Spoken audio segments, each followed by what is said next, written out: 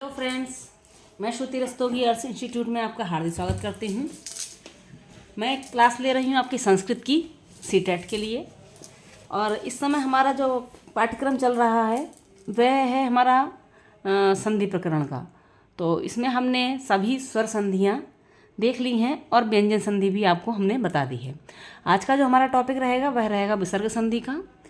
तो इसके पश्चात विसर्ग संधि के पश्चात आपका संधि का जो है चैप्टर क्लोज हो जाएगा, क्योंकि स्वर संधियाँ, व्यंजन संधि और विसर्ग संधि तीनों प्रकार की संधियाँ आपकी कंप्लीट हो जाएंगी। विभिन्न प्रकार के सूत्रों के साथ, उदाहरणों के साथ और नए कलेक्शन के साथ आपको हमने सारी ही संधियाँ अच्छे से बता दी हैं। अगर आप हमारे चैनल पर पहली बार आए तो चैनल को सब्सक्राइब करें, लाइक करें, शेयर करें। और पहली बार आए हैं तो आपसे विशेष रूप से यह अनुरोध है कि आप हमारे चैनल को सब्सक्राइब ज़रूर करें, क्योंकि सब्सक्राइब करने से क्या होता है, हमारी नेक्स्ट वीडियो आप तक आराम से पहुंच जाती है। दूसरी चीज़, सीटेट की क्लास के लिए आपकी जो है फ्री ऑफ कॉस्ट बिल्कुल ही सारा सिलेबस आपका हमारे चैनल पर दिया गया है। इसमें आपको ₹1 पेड नहीं करना है। और जो है हमारे चैनल पर सीटेट का CDP का पाठ्यक्रम कंप्लीट हो चुका है। बाल विकास एवं शिक्षा मनोविज्ञान का सीटेट का 2024 का जो दिसंबर में आपका एग्ज़ाम होना है, उसका पाठ्यक्रम जो है पूरा का पूरा कंप्लीट हो चुका है। पाठ्यक्रम के साथ साथ सारे पाठ जो है पहले पार्ट से लेकर लास्ट पार्ट तक आपको प्रोवाइड हम करा चुके हैं और इस समय MCQ उसके चल रहे हैं। तो यदि आप चैनल पर पहली बार आए हैं तो विजिट करके आप उसका भी लाभ ले सकते हैं। प्लेलिस्ट में सारी ही वीडियोज़ आपको वहाँ पर मिल जाएंगी। तो बिना देर करे चलिए आज की वीडियो शुरू करते हैं। जो टॉपिक रहेगा हमारा वह है आज का विसर्ग संधि का। विसर्ग के बाद स्वर या व्यंजन आने पर दोनों के मेल से होने वाले परिवर्तन को विसर्ग संधि कहते हैं। जैसे विभुः धन तरति, देखिए यहाँ पर विभुः धन तरति लिखा हुआ है और इसका क्या होता है, विभुस् तरति। ठीक है, संधि जो होगी इसकी विभुस् तरति होगा और संधि विच्छेद होगा विभुः धन तरति। इसी प्रकार से बालः धनचा बालश्च, देखिए यहाँ पर विसर्ग संधि के भेद, विसर्ग संधि के निम्नलिखित भेद होते हैं।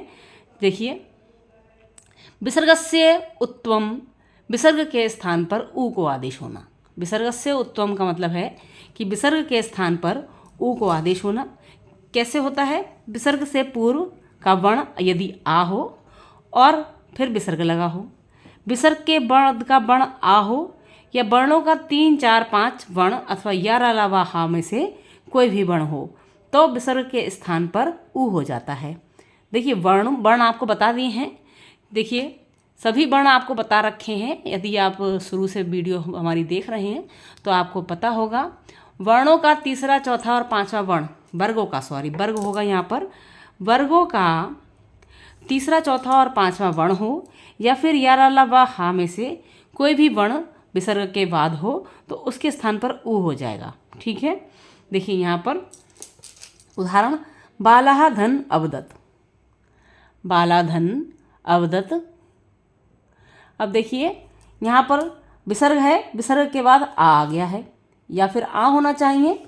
देखिए यहाँ पर नियम में दिया हुआ है या आ होना चाहिए या वर्ग का तीसरा, चौथा, पांचवा वर्ण होना चाहिए या फिर या अलावा हा में से कोई वर्ण होना चाहिए।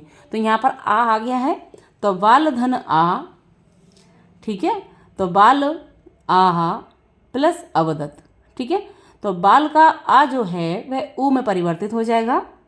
ठीक है, और फिर अवदत् विसर्ग के स्थान पर उ हो जाएगा।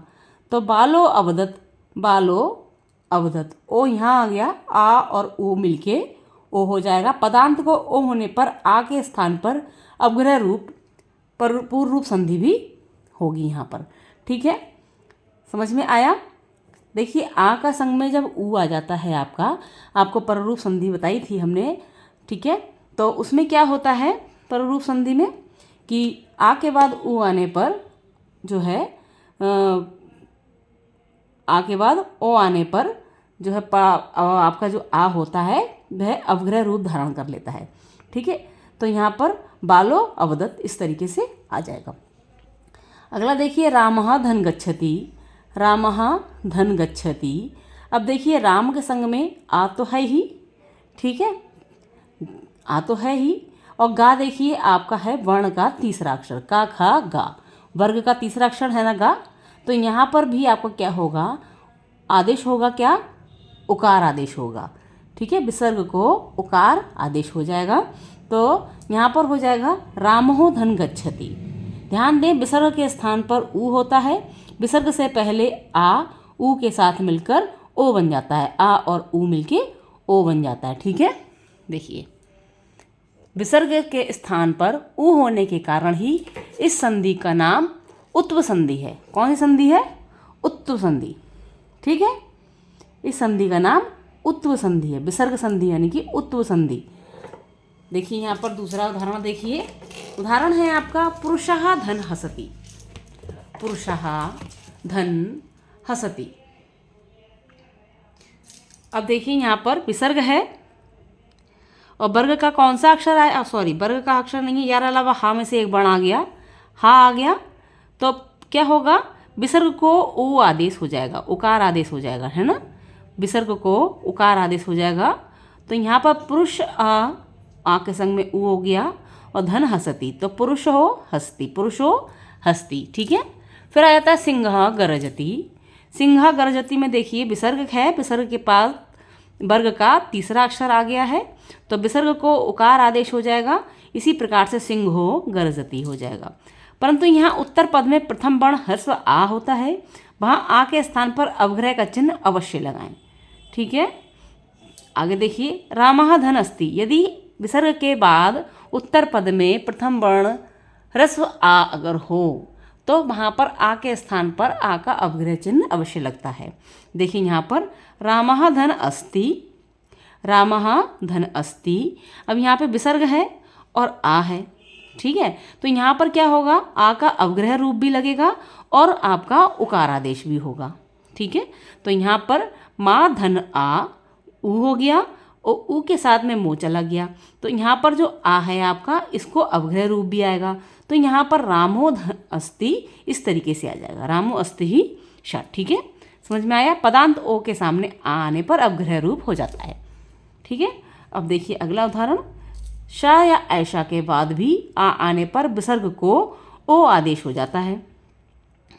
ठीक है, साह अस्ति, सह अस्ति, विसर्ग के बाद आ गया। ठीक है, तो यहाँ पर क्या है? साह विसर्ग के बाद आ आया तो आ का तो अवग्रह रूप होगा ही और विसर्ग को उकार आदेश हो जाएगा। ठीक है, तो यहाँ पर सो अस्ति हो गया। ऐशः अस्ति, ऐशः अस्ति में देखिए यहाँ पर विसर्ग है, विसर्ग को उकार आदेश हो गया और आ को जो है अवग्रह आदेश होगा, तो यहाँ पर ऐशो अस्ति हो जाएगा। ठीक है, समझ में आया अच्छे से? अगला देखिए विसर्गस्य रत्वम, विसर्ग के स्थान पर रा आदेश होना, विसर्ग के स्थान पर रा को रा आदेश होना। ये तो था आपका विसर्ग को स्थान पर ऊ को आदेश होना। ठीक है, तो और अब यहाँ पर देखना है आपको विसर्ग के स्थान पर रा आदेश कब होता है। देखिए विसर्ग से पूर्व का वर्ण यदि आ या आ को छोड़कर कोई भी स्वर हो, ह्रस्व आ या दीर्घ आ को छोड़कर कोई भी स्वर हो, ठीक है, और फिर विसर्ग हो, और विसर्ग के परे कोई भी स्वर वर्ण हो या वर्णों के तृतीय चतुर्थ पंचम वर्ण अथवा यरलवा हो तो विसर्ग के स्थान पर रा हो जाता है। यहाँ पर देखने वाली बात यह है कि विसर्ग के पूर्व में यहाँ पर स्वर आएगा। ठीक है, विसर्ग के पूर्व में यहाँ पर स्वर आना है। देखिए यहाँ पर पहले व्यंजन था। ठीक है, व्यंजन में जो है आप बिल्कुल पहचान जाते हैं, मात्रा लगी होती है। ठीक है, मात्रा लगी होगी, पहचान जाएंगे कि यह स्वर आया हुआ है।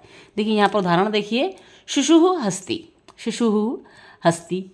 अब यहाँ पर देखिए शिशुः में ऊ लगा है ना, ऊ है आदेश, है ना, और हा आ गया है। यार अलावा हा में से कोई वर्ण हो या कोई स्वर हो या चतुर्थ वर्ण हो, वर्णों के तृतीय चतुर्थम पंचम वर्ण हो, ये तो चलेगा ही, सेम है। और यहाँ पर क्या होगा कि आपका स्वर आ गया है, ह्रस्व दीर्घ आ को छोड़कर कोई सा भी स्वर हो, तो यहाँ पर ऊ स्वर आ गया है, तो ऊ को ऊ है यहाँ पर, तो यहाँ पर विसर्ग को रा आदेश हो जाएगा। ठीक है, यहाँ पर विसर्ग को रा आदेश हो जाएगा, तो यहाँ पर आएगा शिशुर हसती, शिशुर हसती। ठीक है, इसी तरीके से महेशी धन इति, यहाँ पर देखिए महेशी धन इति है, तो यहाँ पर जो है दीर्घ ई है आपकी यहाँ पर और विसर्ग है, तो यहाँ विसर्ग को रा आदेश हो जाएगा। महर्षि, महेशरीति, तो यहाँ पर महेशी और रीति हो जाएगा। ठीक है, अब आते हैं, देखिए ये बहुत जो है अच्छा वो है उदाहरण, इसे आप लोग नोट डाउन कीजिएगा, क्योंकि महर्षि या महर्षि रीति आ सकता है, तो इसको आपको जो है संधि करने को भी वहाँ पर दे सकते हैं क्वेश्चंस में, तो ये नोट डाउन कीजिएगा। जनः धन गम्यते, जनः धन गम्यते, यहाँ पर देखिए आपका दीर्घ ए आया हुआ है और फिर विसर्ग आया हुआ है। दीर्घ ए के बाद विसर्ग आया हुआ है, तो विसर्ग को क्या आदेश हो जाएगा, रकार आदेश हो जाएगा, और गम्यते, तो जनैर धन गम्यते, ठीक है, जनैर धन गम्यते, ठीक है। ध्यान दें, अव्यय संबंधी विसर्ग जो होते हैं, अव्यय संबंधी विसर्ग से पूर्व आ होने पर उसे उ ना होकर रा आदेश होता है। अव्यय संबंधी विसर्ग से पूर्व आ होने पर उसे उ ना होकर रा आदेश होता है, ठीक है। आगे देखिए, अव्यय संबंधी विसर्ग धन स्वर, कोई वर्णों के 3 4 5 वर्ण, किसी भी वर्ग के 3 4 5 वर्ण हा या अलावा विसर्ग को रा आदेश पुनः धन अत्रा हो जाता है, ठीक है। इसी प्रकार से यही चीज़ बताई हुई है यहाँ पर। यहाँ पुनः में विसर्ग से पूर्व आ स्वर है, यहाँ विसर्ग के स्थान पर ओ नहीं होता, क्योंकि पुनः अव्यय पद है। ध्यान रखिएगा, अव्यय पद में जो होता है, अव्यय पद में विसर्ग को रा आदेश नहीं होता है, ठीक है, पुनः ही रहेगा, ठीक है, रा आदेश हो। इस स्थिति में विसर्ग के स्थान पर, क्योंकि पुनः अव्यय पद है इसलिए रा आदेश होगा, ओ नहीं होगा, ठीक है, विसर्ग के स्थान पर ओ नहीं होगा, ठीक है। तो यहाँ पर आ जाएगा पुनरा आदेश। पुनः धन अत्र, पुनर्धन अत्र, पुनरत्र, देखिए यहाँ पर पुनः जो है आपका वो है अव्यय पद है, तो यहाँ पर ओ आदेश नहीं होगा, रा आदेश होगा। चूँकि यहाँ पर व्यंजन वर्ण है, लेकिन व्यंजन वर्ण के साथ साथ यहाँ पर क्या है, आपका अव्यय पद है। ध्यान रखिएगा, अव्यय पद में जो है ओ आदेश या उकार आदेश नहीं होता है, यहाँ पर जो है विसर्ग का को रा आदेश होता है, रकार आदेश होता है। पुनः धन अत्र, पुनर्धन अत्र, पुनरत्र। प्रातः धन गच्छति, प्रातः धन गच्छति, इसी प्रकार से यहाँ पर देखिए प्रातः जो है आपका प्रति, प्रता, प्रातः जो है आपका अव्यय पद है, तो प्रातर गच्छति, प्रातः धन उदयति, प्रातर उदयति, प्रातः धन वंदनीय, प्रातर वंदनीय।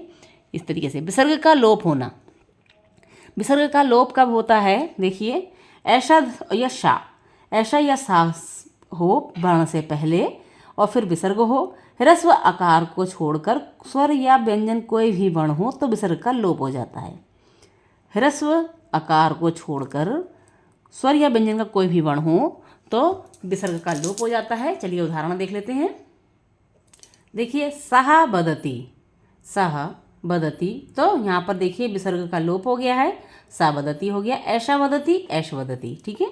विसर्ग के पूर्व का वर्ण यदि आ हो, ह्रस्व आ हो, फिर विसर्ग हो, विसर्ग के बाद का वर्ण ह्रस्व आ को छोड़कर कोई भी अन्य स्वर हो तो विसर्ग का लोप हो जाता है।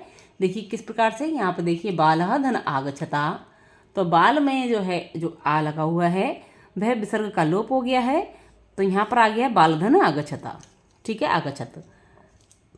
इसी प्रकार विसर्ग के पूर्व दीर्घ आ हो और फिर विसर्ग हो, और विसर्ग के वर्ण के बाद कोई भी स्वर वर्ग का स्वर हो या फिर वर्गों का 3 4 5 या अलावा हा में से कोई हो तो विसर्ग का लोप हो जाता है। देखिए यहाँ पर क्या था कि पिछली जो आपका वो था उसमें क्या था कि आपका ह्रस्व आय दीर्घा को छोड़कर वर्ण था, दूसरे में आपका व्यंजन वर्ण था, और यहाँ पर विसर्ग से पूर्व का वर्ण आपका क्या होना चाहिए, दीर्घ आ होना चाहिए, है ना। तो नियम देख लीजिएगा आप, कहीं पर आपका ह्रस्व आ होना चाहिए, विसर्ग का लोप होता है, दीर्घ आ होना चाहिए, विसर्ग का लोप होता है, और यदि आपका दीर्घ आ और ह्रस्व आ नहीं है और कोई स्वर है तो आपका विसर्ग का क्या होता है, विसर्ग को आपका रा आदेश हो जाता है। और यदि आपका जो है क्या नाम है, विसर्ग के स्थान पर आ या आ से पूर्व कोई और व्यंजन वर्ण होता है तो विसर्ग को उ आदेश हो जाता है।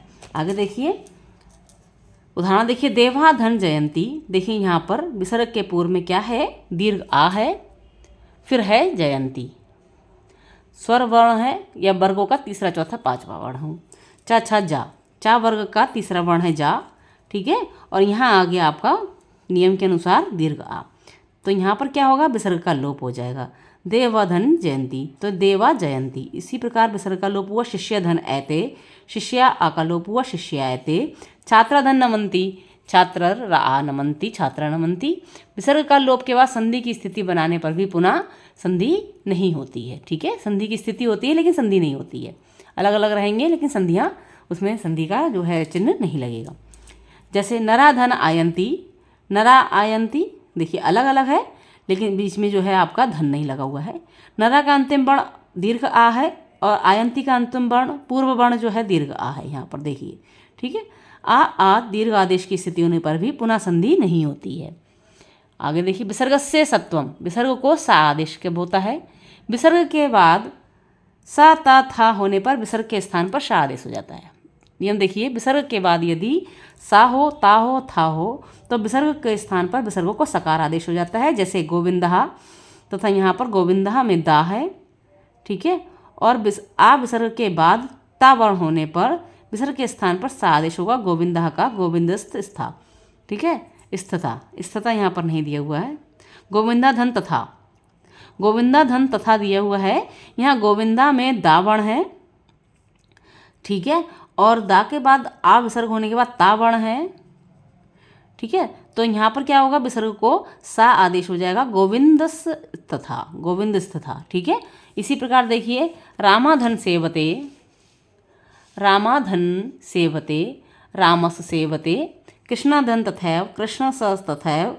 विसर्ग स्थाने षत्वम, विसर्ग को शा आदेश, विसर्ग के बाद च छ शा होने पर विसर्ग को शकार आदेश हो जाता है। अब देखिए, यहाँ पर आपका सकार था, यहाँ पर शकार है, ठीक है, ऊष्म शा है, ठीक है। तो यहाँ पर क्या है, विसर्ग स्थाने षत्वम, विसर्ग को शा आदेश, विसर्ग के बाद क्या होता है, चा छा या शा होने पर विसर्ग को सकार आदेश हो जाएगा। यहाँ पूर्व पद में विसर्ग के बाद चा वर्ण है, अतः विसर्ग के स्थान पर शा आदेश होगा। बाला धन चा, बाला धन चा, देखिए चा छा शा होना है ना, तो चा आ गया यहाँ पर, तो बाला को क्या है, विसर्ग को शकार आदेश हुआ है, बालश्च, ठीक है। इसी तरीके से चंद्राधन शोभते, चंद्रश शोभते, चंद्रश शोभते, विसर्ग में शा में परिवर्तन। कृष्णाधन चा, कृष्णश्चा, विसर्ग से षत्वम, विसर्ग के स्थान पर शा, षटकोण वाला शा आदेश होने पर, मूर्धन्य सा होने पर, विसर्ग के बाद टा ठा या शा होने पर विसर्ग के स्थान पर शकार आदेश हो जाता है। उदाहरण, धनु धन टंकारा, यह नु के विसर्ग के उपरांत टा वर्ण है, अतः विसर्ग को शकार आदेश होगा, धनुष टंकारहा। इसी प्रकार गजा धन षष्टा, तो यहाँ पर शकार आदेश होगा, गजषष्टः। रुपये कै धन ठन ठनायते, रुपये कैश ठन ठनायते, ठीक है, रुपये कैश ठन ठनायते, ठीक है। इस प्रकार देखिए, ध्यान दीजिए, विसर्ग के बाद का खा आने पर कोई परिवर्तन नहीं होता। जैसे कहा क्रंतंती, शिशु खेलंती, का खा आएगा तो विसर्ग का कोई भी परिवर्तन नहीं होगा। विसर्ग के बाद का या खा आएगा तो विसर्ग में कोई परिवर्तन नहीं होगा, विसर्ग स्वयं लिख दिया जाएगा। ध्यान रखिएगा, विसर्ग के बाद का या खा आएगा तो विसर्ग में कोई परिवर्तन नहीं होता है। विसर्ग के बाद पा और फा आने पर भी कोई परिवर्तन नहीं होगा, यानी कि का और खा और पा और फा आने पर विसर्ग में कोई परिवर्तन संधि में नहीं होता है, वैसे के वैसे ही लिख दिया जाता है, ठीक है। यहाँ पर तरु में विसर्ग नहीं लगे हैं, ठीक है। इस तरीके से समझ में आया। तो ये होता आपका विसर्ग संधियाँ, और इसी के साथ साथ आपकी आज की इस टॉपिक में संधि का प्रकरण हमारा समाप्त होता है। और जो है कुछ संधियाँ आपकी जो है कलेक्शन की हुई हैं हमारी, उसको हम एक नज़र बोलते हैं, जिससे कि आपके अगर परीक्षा समय में आपके सामने आती हैं तो आप उसको पहचान पाएँ कि कौन सी संधि हमारी किस संधि के अंतर्गत आती है। सभी संधियों के साथ साथ हमने आपको उदाहरण के तौर पर बहुत सी संधियों के उदाहरण दिए हैं, और आज भी आपके वीडियो में लास्ट में हम जो है कुछ विसर्ग संधियों के उदाहरण आपके सामने रखेंगे। जैसे निहिधन शंका निशंका, दुहधन शासन दुःशहसन, निहिधन संदेह निस्संदेह, निहिधन रव नीरव, निहिधन रोग निरोग, निहिधन रस नीरस, निहिधन तार निस्तार, दुहधन चरित्र दुश्चरित्र, दुहधन तर दुस्तर, निहिधन चय निश्चय, अंतःधन कारण अंतःकरण, अंतःधन पुर अंतःपुर, अधाधन पतन अधापतन, दुहधन निवार दुर्निवार, निहिधन गुण निर्गुण, निहिधन आधार निराधार, निहिधन निर्धन निहिधन धन निर्धन, निहिधन झर निर्झर, निहिधन आशा निराशा, निहिधन उपाय निरुपाय, निहिधन अर्थक निरर्थक, मनःधन विकारः मनोविकारः, मनाधन रथा मनोरथा, निहिधन कर्म निष्कर्म, निहिधन काम निष्काम, निहिधन कपट निष्कपट, निहिधन फल निश्चय फल। ठीक है, तो इस प्रकार से आपके आ जाते हैं यह संधियाँ विसर्ग संधि की। और आशा करते हैं आप लोगों को बहुत अच्छे से समझ में आया होगा। यदि हमारे चैनल में पहली बार आए हैं, चैनल को सब्सक्राइब करना ना भूलें, लाइक करें, शेयर करें, कमेंट्स करके हमें बताएं ज़रूर। और आपके लिए सारी ही वीडियोस जो है फ्री ऑफ कॉस्ट उपलब्ध हैं, तो आपको सिर्फ करना ही है, चैनल को सब्सक्राइब करना है और उसको जाके देखना है और लाभ उठाना है। और अपने फ्रेंड सर्कल में शेयर कीजिए, ज़्यादा से ज़्यादा हमारी यूट्यूब फैमिली के मेम्बर बनिए, बढ़ाइए हमारी यूट्यूब फैमिली को और हमें सपोर्ट कीजिए। आशा करते हैं आप लोगों को अच्छे से सब चीज़ें समझ में आ रही होंगी। मिलते हैं नेक्स्ट वीडियो में। नेक्स्ट वीडियो हमारी रहेगी समास की। ठीक है, चलती है। टेक केयर तब तक के लिए, and take care, bye bye.